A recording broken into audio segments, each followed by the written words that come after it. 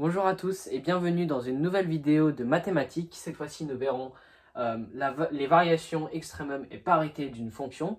Je tiens à préciser que c'est seulement la première partie de notre vidéo. Je vous invite à regarder la deuxième partie si vous n'avez pas, si vous avez déjà acquis les domaines suivants. On va commencer du coup par les variations d'une fonction. Donc, variation d'une fonction qui est normale ou genre quelconque.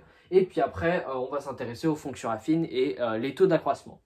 Après, nous verrons les extrémums, c'est-à-dire les maximum et minimum, comment est-ce qu'on les repère, et comment est-ce qu'on les repère sur une courbe représentative, et comment on les repère sur un tableau de variation. C'est parti. Variation d'une fonction. Donc, tout d'abord, on va commencer par la définition. F est une fonction définie sur euh, f est une fonction définie sur un intervalle i, j'ai oublié un mot. Dire que la fonction f est croissante sur i signifie que pour tout nombre réel u et v de i, si u est inférieur ou égal à v, alors f de u est inférieur ou égal à f de v. Donc, une fonction croissante conserve son ordre. Qu'est-ce que ça veut dire tout ça? Eh bien, déjà, on va voir comment est-ce que cela vérifie notre cas avec un schéma. Si U est inférieur ou égal à V, donc ici U est bel et bien inférieur ou égal à V, parce que U, imaginons, est égal à moins 1, et là, notre V est égal à 3, donc 1 est bien supérieur à 3, donc pour l'instant, ça va. Eh bien, F de U, donc F de U, c'est juste là, est supérieur ou égal à F de V, donc juste ici. Donc, ici, on aura 1 et ici, on aura peut-être, je sais pas, 4. Donc, 1 est bel et bien supérieur à 4. Ce qui veut dire que notre fonction est croissante. Et une fonction croissante conserve son ordre sur l'ensemble i, qui veut dire qu'elle restera toujours croissante et elle continuera toujours d'augmenter. Bien sûr sur l'intervalle donné. Donc maintenant, la définition d'une fonction décroissante, dire que la fonction f est décroissante sur i signifie que tout nombre réel u et v de i, si u est supérieur ou égal à v, alors f de u est inférieur, non pardon, si u est inférieur ou égal à v, alors f de u est supérieur ou égal à f de v. Donc une fonction décroissante change l'ordre. Et ici, on a exactement l'inverse de ce qu'on avait vu juste ici, c'est-à-dire que notre fonction est décroissante. Pourquoi? Puisque u est inférieur ou égal à v, donc c'est le cas ici. Mais en revanche, f de u est supérieur ou égal à f de v, puisque ici f de u est à peu près égal à 4, on va dire, et ici f de v est égal à peu près à 1. Donc f de u, c'est-à-dire 4, est supérieur à 1. Donc ma fonction est décroissante. À présent, nous allons voir un petit exemple pour consolider tout ça et aussi introduire la notion de tableau de variation. Donc, f est la fonction définie sur i est égal à moins 2, 3 par la courbe c dans ce repère. Donc, si je viens de représenter ici ma fonction f, la courbe c'est celle-là, la rouge là, et elle est bien définie sur l'ensemble, l'intervalle moins 2, 3, puisqu'elle commence à moins 2 et elle finit à 3. Alors, décrire les variations de la fonction f sur l'intervalle i. Eh bien, c'est très simple. Comment est-ce qu'on fait? Eh bien, on regarde où est-ce que ma courbe évolue. Ici, entre moins 2 et 1, on remarque qu'elle descend et que tout simplement, déjà de 1, moins 2 et moins 1, donc moins 2 est inférieur à moins 1. Et aussi, on remarque que l'image de, de mon point juste ici est supérieure à l'image qui est juste ici. Donc, ma fonction est décroissante sur l'ensemble moins 2, 1. Donc, décroissant sur moins 2, je vais l'inclure, voilà, moins 2, 1. Je vais juste écrire comme ça pour gagner du temps. Ici, elle est croissante et puis elle redescend. Donc, entre ici et ici, elle est croissante, c'est-à-dire entre moins 1 et 1, elle est croissante. Donc, croissant sur moins 1, 1. Donc, si vous vouliez prouver que votre fonction est croissante ou décroissante, vous avez juste à prouver que déjà de 1, mon point U et mon point V, que pour U, avec U, en fait, on a l'égalité U est inférieur ou égal à V. Enfin là, du coup, c'est plutôt U ici et V ici. Donc du coup, on aura U est inférieur ou égal à V, ce qui est ici le cas. Mais aussi que eh bien, f de U soit supérieur ou égal à f de V. C'est ça qu'il faut prouver pour une fonction décroissante. Et l'inverse, c'est-à-dire que f de U doit être supérieur, enfin inférieur, pardon, avec f de V pour que ce soit croissant. Donc ici maintenant, croissant sur moins 1, 1 et à présent ici, décroissant sur 1, 3. Ici, dresser le tableau de variation, donc on va introduire la notion de variation, enfin de tableau de variation plutôt.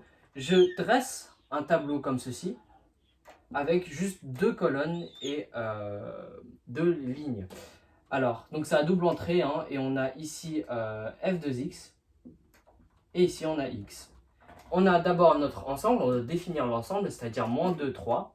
Donc ici c'est un peu comme un tableau de signes, hein, sauf que ici du coup je vais mettre mon tableau, donc toutes mes images, je pense, oui, d'où mes antécédents, pardon, excusez-moi, je m'embrouille un peu. Hein. Donc ici on aura moins 2, ici on aura 1 parce que ça descend mais ça remonte après. Ici on aura aussi, moins 1, pardon, ici on aura 1 et bah c'est tout. Donc maintenant, mon moins 2, il baisse, donc je vais le mettre ici et on aura, du coup comme image, on aura 1. Je descends jusqu'à moins 1. Moins 1, ça me donne ici 0, parce que bah, du coup l'image est à 0, oui. Mais je remonte quand je serai à 1, c'est-à-dire que je serai à 2 pour mon f de x. Et ici, pour 3, je serai à 1. Et voilà comment est-ce que je fais un tableau de variation. Vous voyez comme quoi, en fait, on a juste à faire des flèches qui vont en haut et en bas. C'est assez facile. N'hésitez pas à mettre un commentaire si vous n'avez pas compris. Fonction affine. Propriété, d'abord, la propriété définition.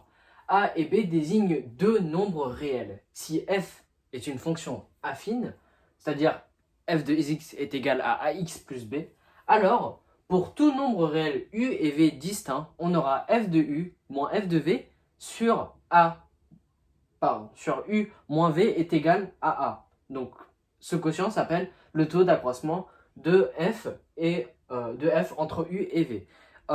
Donc on parle de taux d'accroissement, mais plus concrètement, si on voulait parler juste de fonction tout court, on parlerait de coefficient directeur ou même de pente parfois quand on parle d'équation de droite, mais ça c'est dans une autre vidéo. Donc du coup, le taux d'accroissement c'est un peu le coefficient directeur, ça nous fera la même chose. Je vais juste vous montrer un exemple très rapide. F est une fonction affine dont la courbe représentative dans un repère est une droite D de coefficient directeur 0,5. Donc l'information importante, c'est surtout que le coefficient directeur est 0,5. Je suis désolé, j'écris pas très droit, excusez-moi. Donc le coefficient directeur est égal à 0,5, ce qui veut dire que du coup, notre formule pour A, ce sera f de 3 moins f de 2 divisé par 3 moins 2 est égal à 0,5. Puisque j'ai juste utilisé la formule qui était juste ici. F de U, bah, c'est f de 3. F de V, c'est f de 2. Et U, c'est 3. Donc ici, 3. Et moins V, donc c'est-à-dire 2. Et je l'ai mis ici. Est égal à A. Et A, on avait dit que c'était le coefficient directeur. Donc 0,5. Pour l'instant, ça va.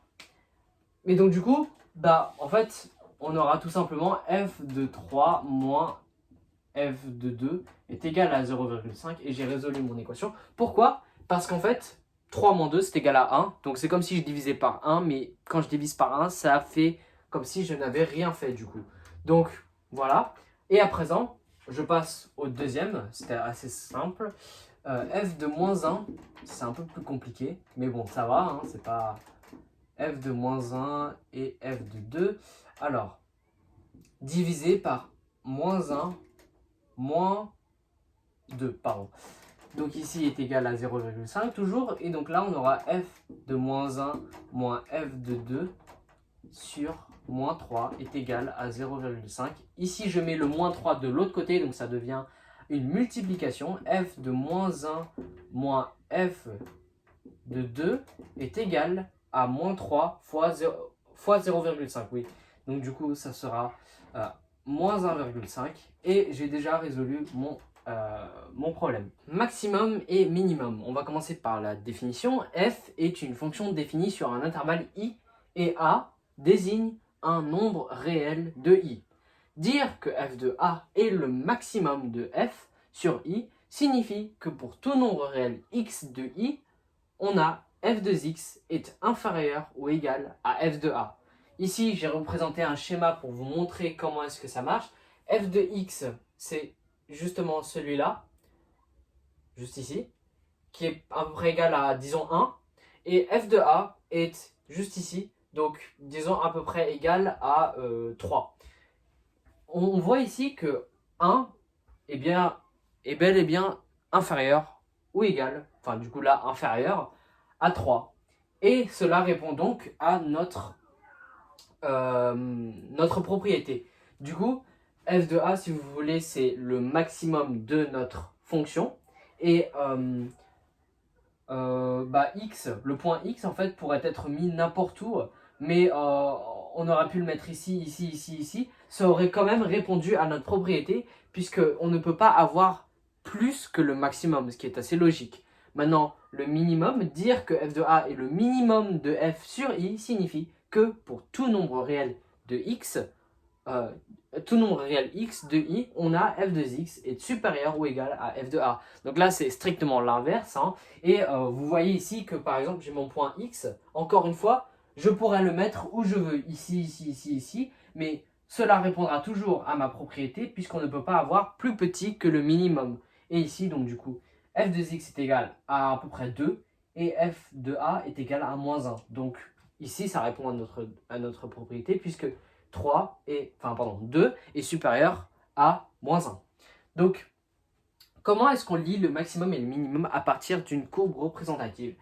F est la fonction définie sur l'intervalle moins 4, 2 par la courbe dans ce repère ci-dessous. Ici, j'ai dessiné une courbe et on remarque déjà que le maximum, on avait dit, c'était, on ne pouvait pas avoir plus que le maximum. Donc logiquement, le point A, qui est situé en moins 2, 3, est le maximum, puisque c'est le point le plus haut, en quelque sorte, de notre courbe sur l'intervalle moins 4, 2. Donc, 3 est le maximum de f sur i. Ce maximum est atteint en x est égal à moins 2. Donc ça, c'est le vocabulaire du maximum et du minimum. Un maximum, il faut toujours se référer le maximum par rapport à l'axe des images, donc c'est-à-dire l'axe des ordonnées, et non par rapport à l'axe des abscisses. Moins 2 est le minimum de f sur i. Ce minimum est atteint en x est égal à 1. Donc ici, vous voyez comme quoi moins 2, c'est toujours, on se réfère toujours à l'axis des ordonnées. Et on regarde où est-ce qu'il a été atteint. Il a été atteint en 1, c'est-à-dire on se réfère à l'axe des abscisses. Pardon.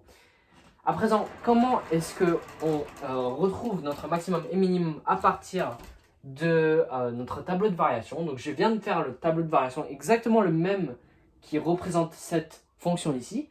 Et donc déjà, vous savez ce que c'est un tableau de variation. Maintenant, on a notre ensemble de définitions, c'est-à-dire moins 4 et 2 ici.